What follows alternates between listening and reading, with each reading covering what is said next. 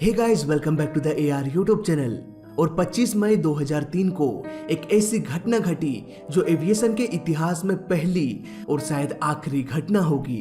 Boeing 727 का एक विमान अचानक से एयरपोर्ट से गायब हो गया। इसके बाद कई सालों तक इसे खोजा भी गया, पर कोई भी जवाब ना जवाब ऐसे नहीं बताने वाला हूँ, पूरा वीडियो देखना पड़ेगा।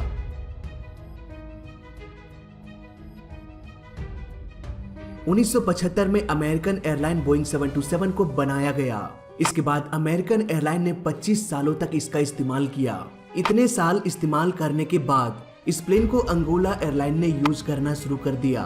दोस्तों, यहाँ पर कमर्शियल प्लेन्स को अपडेटेड रहना पड़ता है। फॉर एग्जाम्पल, आपको ही अगर प्लेन में ट्रेवल करना हो और मेरे वीडियोस देखने के बाद आपको पता चला कि आप जिस प्लेन में ट्रेवल करने जा रहे हैं दरअसल उसे 40 साल पहले बनाया गया था, तो कहीं ना कहीं आपका भरोसा उस प्लेन से उठता हुआ नजर आएगा। इसीलिए तो बोइंग 737 जैसे पॉपुलर प्लेन्स को हमेशा अपडेटेड रखा जाता है। अमेरिकन एयरलाइन बोइंग 727 को अंगोला एयरलाइन ने खरीद लिया। यहाँ पर उन्हें पैसेंजर्स को कैरी नहीं करना था। बेसिकली इसमें डीजल फ्यूल को उन एरियाज में सप्लाई करना था जहाँ पर ऑन रोड नहीं पहुँचा जा सकता। ऐसा करने के लिए उन्होंने सारे सीट्स को रिमूव कर दिया और फ्यूल टैंक्स को फिट कर दिया। ये प्लेन काफी पुराना था, इसे मेंटेनेंस भी ठीक से नहीं किया जाने लगा, बस इसका रफ यूज किया जा रहा था और बहुत सारे ओल्ड टेक्नोलॉजी होने के कारण इस प्लेन को ग्राउंडेड कर दिया गया। दोस्तों, एक प्लेन को ग्राउंडेड करने के बाद भी बहुत सारे खर्चे होते हैं। प्लेन्स को खड़ा रखने के लिए काफी बड़े एरिया की जरूरत पड़ती है। इसके भारी भरकम वजन के कारण जमीन भी धंस सकता है, इसलिए कंक्रीट डाल के ग्राउंड को काफी स्ट्रॉन्ग बनाया जाता है। ऐसे में एयरपोर्ट वाले पार्किंग चार्ज तो लेगा ही लेगा, चाहे प्लेन फ्लाई करे या ना करे, चाहे प्रॉफिट हो रहा हो या नहीं हो रहा हो, चार्ज तो भैया देना ही पड़ेगा। बोइंग 727 क्वार्ट्रो एयरपोर्ट में करीब 15 महीने तक खड़ा रहा। ऐसे में पार्किंग चार्ज बढ़ते बढ़ते $4 मिलियन हो गया, और अगर इसे आज के इंडियन रुपीज में कन्वर्ट करें तो 29 करोड़ 18 लाख 44,800 रुपए होता है। यानी कि अब अंगोला एयरलाइन के मालिक को इतने रुपए पार्किंग चार्ज देना था। अब यहाँ से पूरी कहानी ही बदल जाती है। दिन था 25 मई 2003, शाम के करीब 5 बज रहा होगा। 2 लोग प्लेन में दाखिल हुए।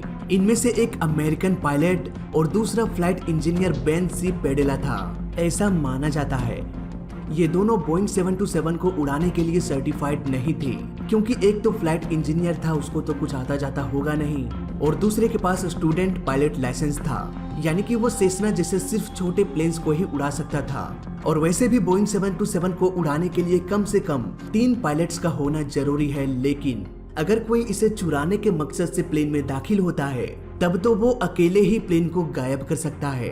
एयरपोर्ट के ग्राउंड क्रू ने देखा कि एक इंसान प्लेन में इंटर किया, लेकिन उस वक्त उसे भी पता नहीं था कि बस 30 मिनट में ये प्लेन गायब हो जाएगा और कभी भी दोबारा दिखाई भी नहीं देगा।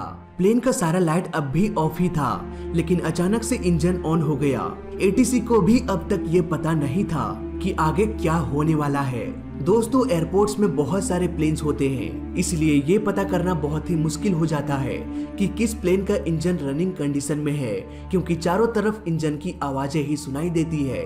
इसलिए इंजन के सेंटर में तरह तरह के डिजाइन्स बनाया जाता है, ताकि जब इंजन का फैंस रोटेट होने लगे तब आसानी से देखकर अंदाजा लगाया जा सकता है कि प्लेन का इंजन स्टार्ट हो चुका है। ATC ने देखा कि बोइंग 727 का इंजन स्टार्ट हो चुका है। अब धीरे धीरे ये प्लेन पतली गली से होकर टैक्सिंग करते हुए रनवे की तरफ जाने लगा। अब ATC अपने टावर में देख रहा था कि भाई ये सब हो क्या रहा है। बोइंग 727 बिना कहे पूछे कहाँ चल दिया। ATC ने बार बार कॉल करके पायलट से कांटेक्ट करने की कोशिश किया, पर सारा कम्युनिकेशन सिस्टम बंद था। ATC को ये समझ में नहीं आ रहा था कि ये रनवे की तरफ क्यों जा रहा है। ये प्लेन तो 15 महीनों से बंद पड़ा हुआ था, ऊपर से इसे टेक ऑफ क्लियरेंस भी नहीं मिला था। बार बार कोशिश करने के बावजूद भी बोइंग 727 से कांटेक्ट नहीं किया जा सका, न कोई लाइट और न ही कोई कांटेक्ट। ये प्लेन तो बस रनवे में जाकर तेजी से रन करने लगा और देखते ही देखते ये प्लेन टेक ऑफ कर गया।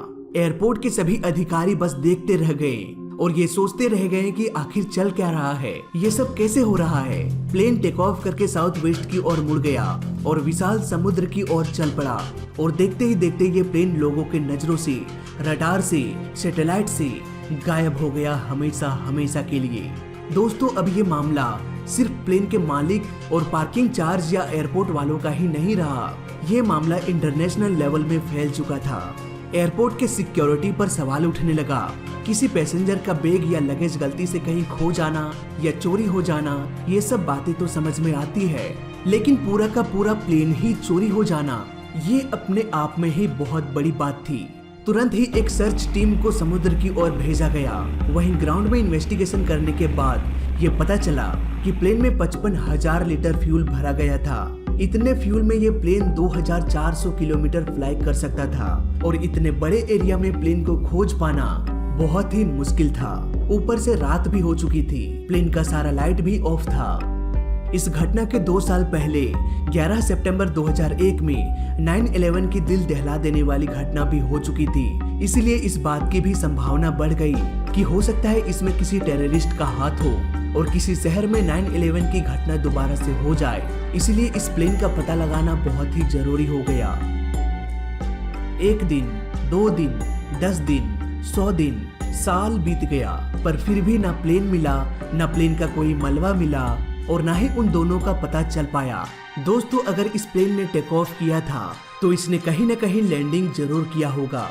इसी उम्मीद के साथ 2,400 किलोमीटर के एरिया में जितने भी कंट्रीज, जितने भी एयरपोर्ट्स, हर जगह पूछताछ किया गया, पर कुछ भी पता नहीं चल पाया।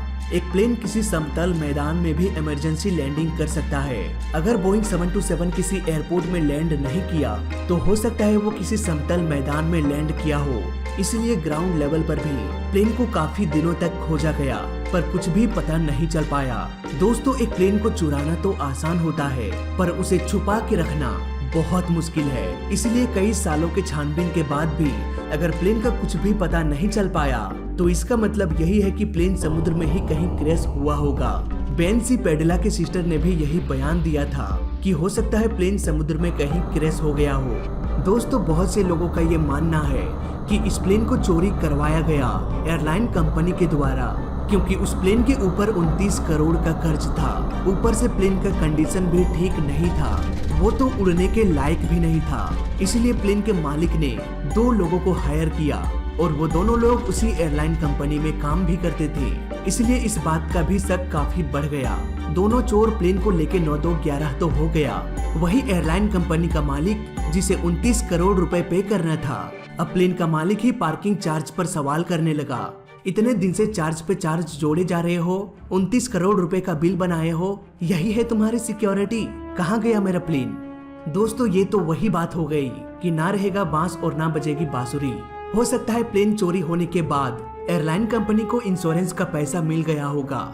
इसके बाद उन्होंने पार्किंग चार्ज दिया या नहीं दिया, उसने ये बात मुझे बताया नहीं, इसलिए मैं आपको भी नहीं बता सकता। खैर आते हैं मुद्दे पर, क्या एक प्लेन को चोरी किया जा सकता है? अगर हाँ तो कैसे? ना, मैं चोरी करने नहीं सिखाने वाला। Line change. दोस्तों क्या वजह थी, क्यों इस चोरी को रोका नहीं जा सका, क्यों इसे ट्रैक भी नहीं किया जा सका, आइए समझते हैं। दोस्तों ATC से बात करने के लिए प्लेन में रेडियो कम्युनिकेशन सिस्टम होता है जिसकी मदद से वॉइस कॉल किया जा सकता है। अब यहाँ पर रेडियो वेव्स डिफरेंट रेंज का हो सकता है, जैसे कि HF यानी कि हाई फ्रीक्वेंसी, VHF यानी कि वेरी हाई फ्रीक्वेंसी, UHF यानी कि अल्ट्रा हाई फ्रीक्वेंसी। दोस्तों आपके जानकारी के लिए बता दूं, टेलीविजन ब्रॉडकास्टिंग के लिए VHF यानी कि वेरी हाई फ्रीक्वेंसी का ही यूज किया जाता है। इसके अलावा आजकल के आधुनिक प्लेन इंटरनेट और GPS से भी लैस होता है।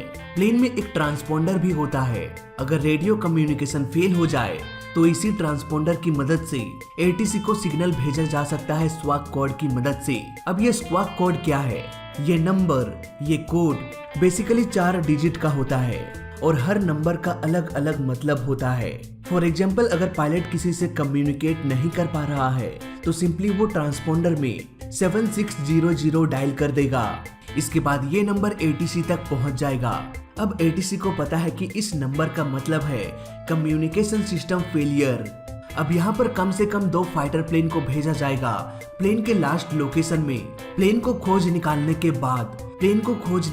बाद फाइटर प्लेन अपने विंग्स को अप डाउन करके इशारों में बात करेगा। इसके बाद इसके जवाब में कमर्शियल प्लेन का पायलट भी अपने विंग्स को रोल करेगा। यानी कि अब दोनों में सहमति बन गई। अब फाइटर प्लेन आगे की ओर निकल जाएगा और कमर्शियल प्लेन उसको फॉलो करते हुए एयरपोर्ट तक पहुंच जाएगा। लेकिन अंगोला एयरलाइन बोइंग 727 के साथ ऐसा कुछ भी नहीं था। पायलट ने रेडियो कम्युनिकेशन सिस्टम का इस्तेमाल भी नहीं किया और क्योंकि ये प्लेन काफी पुराना था इसलिए इसमें जीपीएस सिस्टम भी नहीं होगा। आई थिंक मुझे ऐसा लगता है। इसके अलावा बचा ट्रांसपोंडर। पायलट इस ट्रांसपोंडर को भी डिसेबल कर सकता है ताकि कोई भी मैसेज का आना जाना बंद हो जाए। पर जब बात आती है सैटेलाइट की तो यहाँ पर एक सवाल आता है कि क्या सैटेलाइट की मदद से इस प्लेन को ट्रैक नहीं किया जा सकता था? दोस्तों मान लेते हैं उस प्लेन में जीपीएस मौजूद था और एक जीपीएस सैटेलाइट अर्थ के ऑर्बिट में स्पेस में घूमता है। इस सैटेलाइट में बहुत ही पावरफुल एंटीनास लगा होता है जो जीपीएस डाटा को ब्रॉडकास्ट करता है। लेकिन प्लेन में जो एंटीना जो रिसीवर लगा होता है वो बहुत ही छोटा होता है, इसीलिए सैटेलाइट प्लेन के साथ कम्युनिकेट नहीं कर सकता। अब यहाँ पर बहुत से लोग मेरे बातों पर सहमत नहीं होंगे क्योंकि हम सब मोबाइल फोन में भी जीपीएस आसानी से इस्तेमाल कर पाते हैं। अगर मोबाइल फोन एक्यूरेट लोकेशन बता सकता है तो प्लेन में तो इससे कहीं बड़ा रिसीवर लगा होगा। वेल, यहाँ पर आप बिल्कुल ही सही हैं। इस लाइन को मैं सिंपल शब्दों में समझाना चाहूंगा। मोबाइल फोन के जीपीएस की मदद से आप सैटेलाइट से कांटेक्ट करते हैं, न कि सैटेलाइट आपसे कांटेक्ट करता है। एरोप्लेन भी सैटेलाइट से कांटेक्ट कर सकता है, लेकिन सैटेलाइट का प्लेन से कांटेक्ट करना ये बेहद मुश्किल है। यानी कि अगर आप किसी जंगल में खो चुके हैं तो आप सैटेलाइट की मदद से खुद का लोकेशन ट्रैक कर सकते हैं, न कि सैटेलाइट आपके जीपीएस से कम्युनिकेट करेगा। इसीलिए अगर प्लेन किसी रिमोट एरिया में या समुद्र में कहीं क्रैश होता है तो उसे जीपीएस की मदद से खोज पाना थोड़ा मुश्किल हो सकता है। ऐसे में प्लेन्स को खोजने के लिए लास्ट लोकेशन में ही रेस्क्यू टीम को भेजा जाता है। ये लास्ट लोकेशन जीपीएस से भी मिल सकता है, रडार से भी मिल सकता है। दोस्तों, अगर डिटेल में आपको जानना है कि एक प्लेन को कैसे खोजा जाता है, MS-370 के साथ क्या क्या किया गया था, या फिर एक प्लेन अगर कहीं खो जाए तब उसे ढूंढने के लिए क्या क्या तिकड़म इस्तेमाल किया जाता है, इस पर मैंने एक सेपरेट वीडियो भी बना रखा है। लिंक आपको डिस्क्रिप्शन में मिल जाएगा। सो इस वीडियो में अभी तक के लिए बस इतना ही।